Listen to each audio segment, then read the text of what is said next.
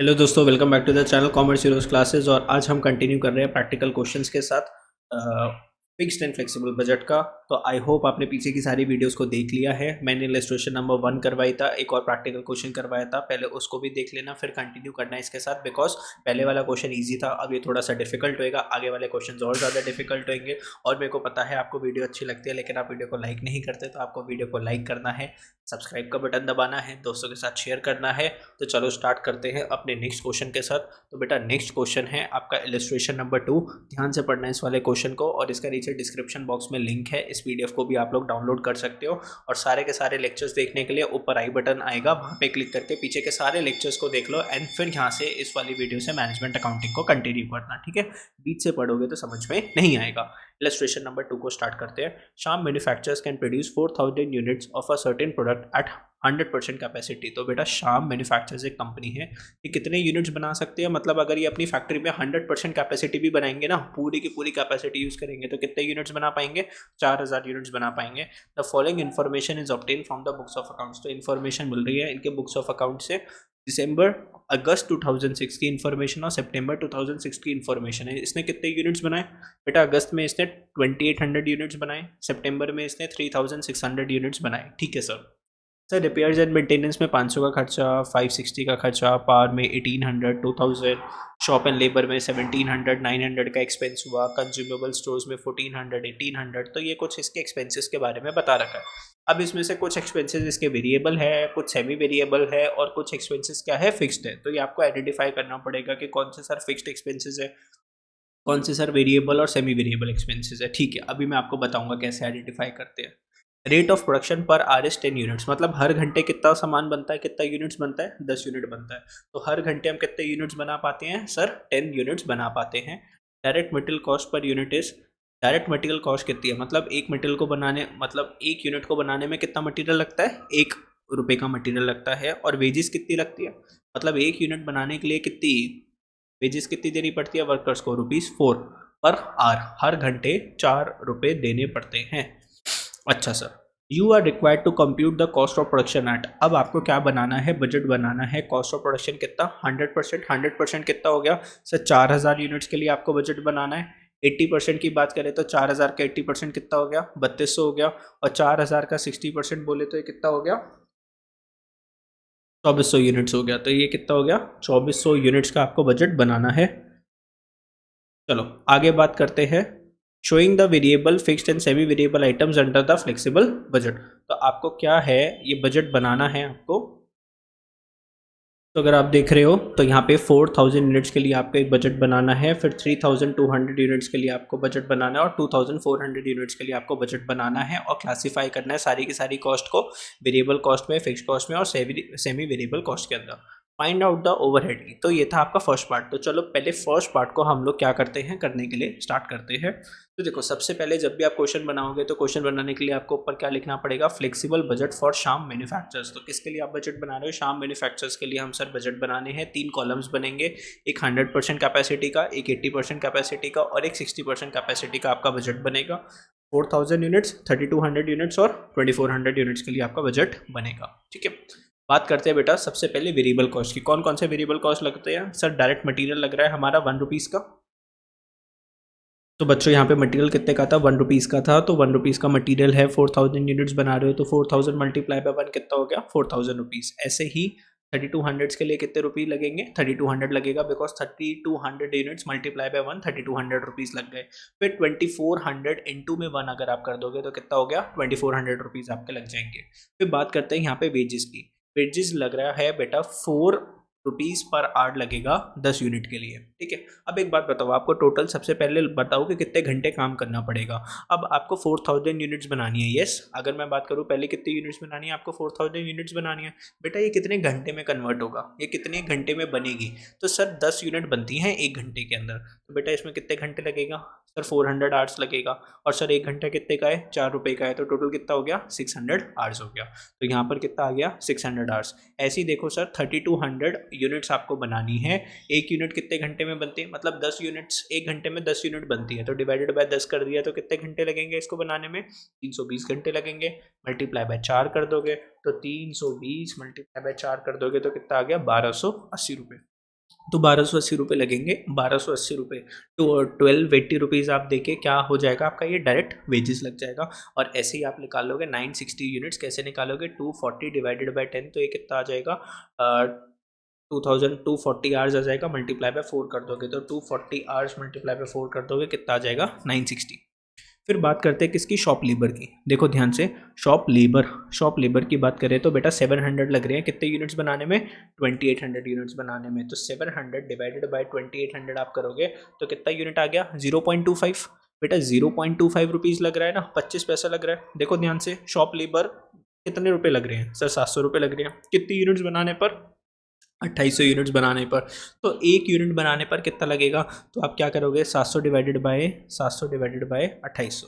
तो 700 divided by 2800, मेरे साथ साथ करो, डिवाइडेड बाय 2800, 2800 कितना आ जाएगा, 0.25। बेटा 0.25 मल्टीप्लाई बाय 4000 कर लोगे, कितना आ जाएगा, 2000 आ जाएगा। ऐसे ही आप 0.25 मल्टीप्लाई बाय 3200 करो, 3200 मल्टीप्लाई बाय 0.25 कितना आ जाएगा, 3200 मल्टीप्लाई बाय 0.25 कितना आ गया, 800 रुपये आया ना।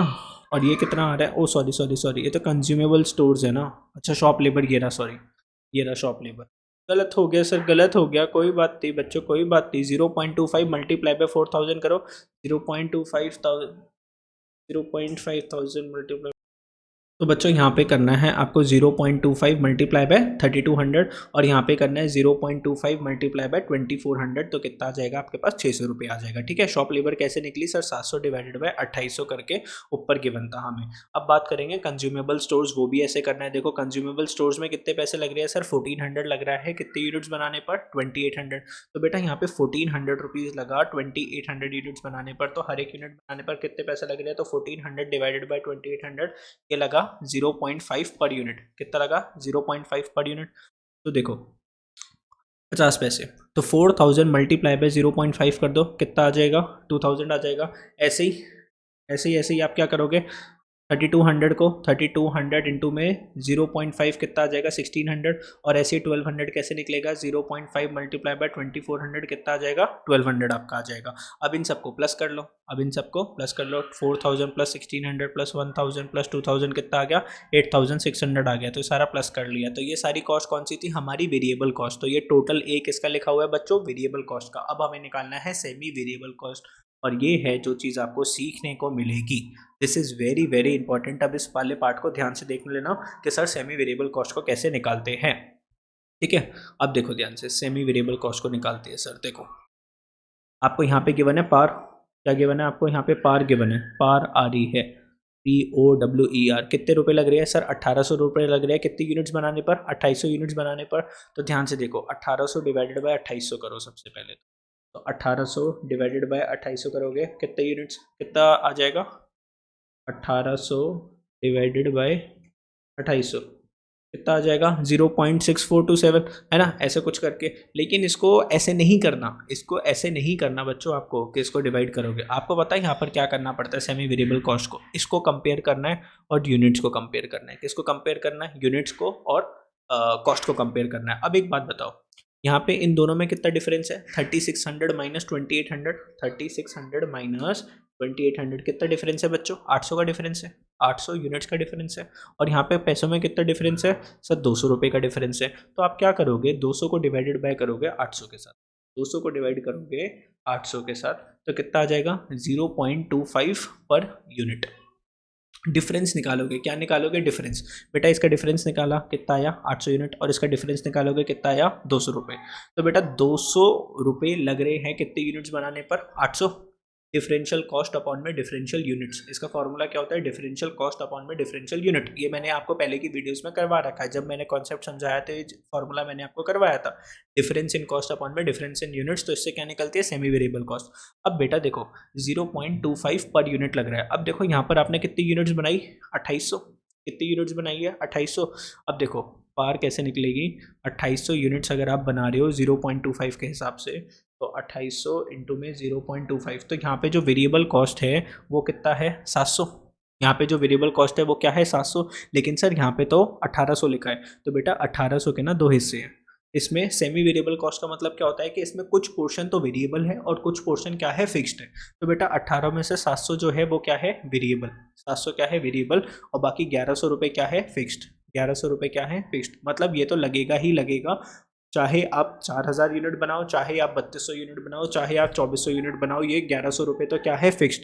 ये 1100 रुपये तो लगेगा ही लगेगा। तो पार की अगर मैं बात करूँ तो सर 1100 रुपये लगेगा, सर 1100 रुपये लगेगा, सर 1100 रुपये लगेगा, और इसके अलावा क्या लगेगा, 0.25 लगेगा 4000 के हिसाब से। तो 4000 के हिसाब से 0.25 अगर आप कर दोगे तो कितना आ जाएगा, 1000 रुपये। तो 1000 रुपये प्लस 1100 कितना हो गया, 2100। ऐसे ही यहाँ पे लगेगा 0.25 को किससे मल्टीप्लाई करोगे, 0.25 से 3200 मल्टीप्लाई बाय 0.25, तो 3200 मल्टीप्लाई बाय 0.25 बच्चों कितना आ जाएगा, 800। कितना आ जाएगा, 800। तो 1100 प्लस 800 कितना हो गया, 1900। ऐसे ही यहाँ पे भी निकालोगे 2400 मल्टीप्लाई बाय 0.25, तो 2400 मल्टीप्लाई बाय 0.25, तो ये कितना आ जाएगा, 2400 मल्टीप्लाई बाय 0.25, तो ये कितना आ जाएगा, 600। तो 1100 प्लस 600 कितना हो गया, 1700। 1100 प्लस 600 कितना हो गया बच्चों, 1700 हो गया आपका, ठीक है। तो यहाँ पे 1700 आ गया।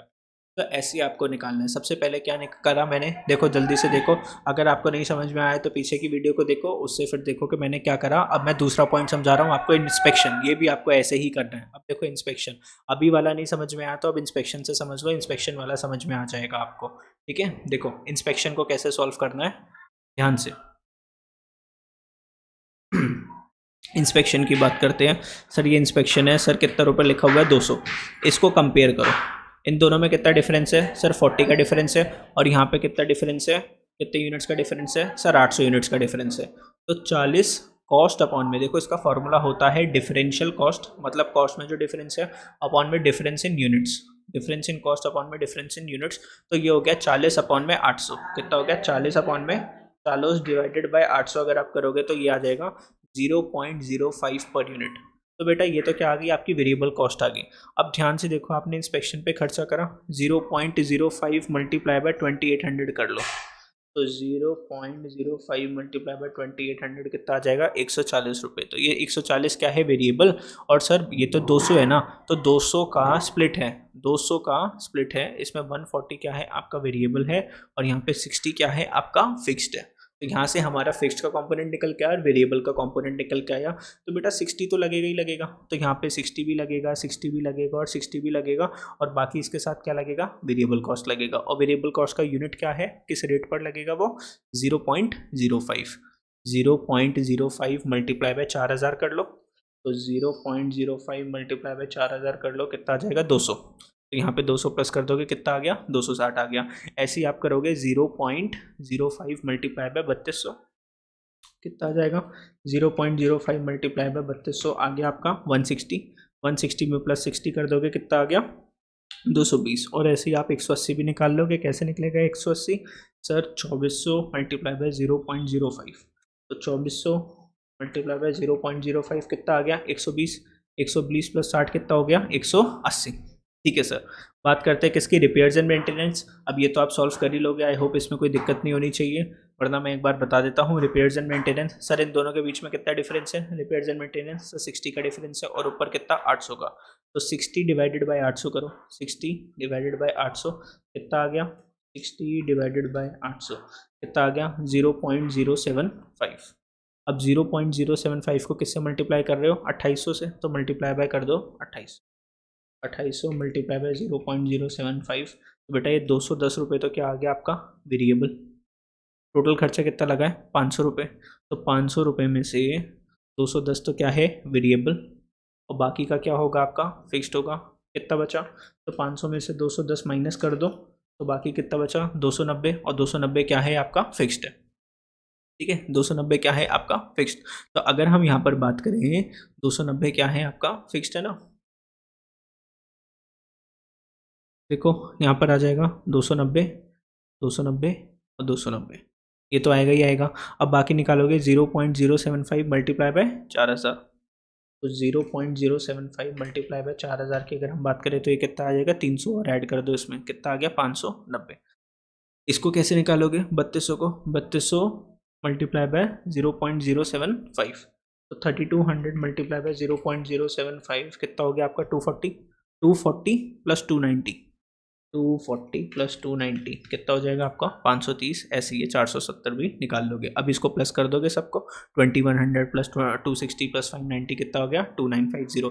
अब बात करेंगे फिक्स कॉस्ट। फिक्स कॉस्ट तो बहुत आसान होती है, देखो यहाँ पे आपको सैलरीज गिवन है, सैलरीज आपकी फिक्स्ड है 1000 रुपये, तो सब पे कितना लिखा 1000 1000 1000। ऐसे आपका डिप्रीसिएशन भी लिखा है, डिप्रीसिएशन भी हर साल क्या लगता है कांस्टेंट रेट पे लगता है 1400 1400 1400, तो ये कितना हो गया 1400 1400 1400। अब बात करते हैं इन दोनों को प्लस कर दो, बस यही थी आपकी दो, क्या थी आपकी ये फिक्स्ड कॉस्ट थी। तो बेटा सैलरीज आपकी फिक्स्ड कॉस्ट है, ध्यान से देखना, सैलरीज आपकी क्या है फिक्स्ड कॉस्ट है, डिप्रीसिएशन आपकी फिक्स्ड कॉस्ट है, इंस्पेक्शन सेमी वेरिएबल कॉस्ट, ठीक है, शॉप लेबर आपकी कैसी थी वेरिएबल कॉस्ट थी, पावर की बात करें सेमी वेरिएबल कॉस्ट है, repairs and maintenance semi variable cost है, कंज्यूमेबल स्टोर्स की अगर हम बात करते हैं तो कंज्यूमेबल स्टोर्स क्या था हमारा, ध्यान से अगर आप देखोगे तो वेरिएबल कॉस्ट था, कंज्यूमेबल स्टोर्स आपका क्या होता है वेरिएबल कॉस्ट, ठीक है। जितना आप प्रोडक्शन करोगे उतना ज़्यादा कंज्यूम होता है मटेरियल, कंज्यूमेबल स्टोर्स, तो ये क्या रहता है आपका वेरिएबल कॉस्ट रहता है। तो इन सबको प्लस कर दो बेटा, पॉइंट नंबर ए में क्या था सर अपनी वेरिएबल कॉस्ट थी, इसको प्लस कर दिया, फिर पॉइंट नंबर बी में क्या थी आपकी सेमी वेरिएबल कॉस्ट थी, और सी में क्या थी अपनी फिक्स कॉस्ट थी, इन सबको प्लस करके कितना आ गया 13,950, कितना आ गया 13,950। और इसी के साथ ये वाला क्वेश्चन क्या हो जाता है हमारा खत्म हो जाता है। अगर आपको क्वेश्चन समझ में आया तो क्या करना है, वीडियो को लाइक करना है, दोस्तों के साथ शेयर करना है और चैनल को सब्सक्राइब करना है, ठीक है। चलो बाय बाय।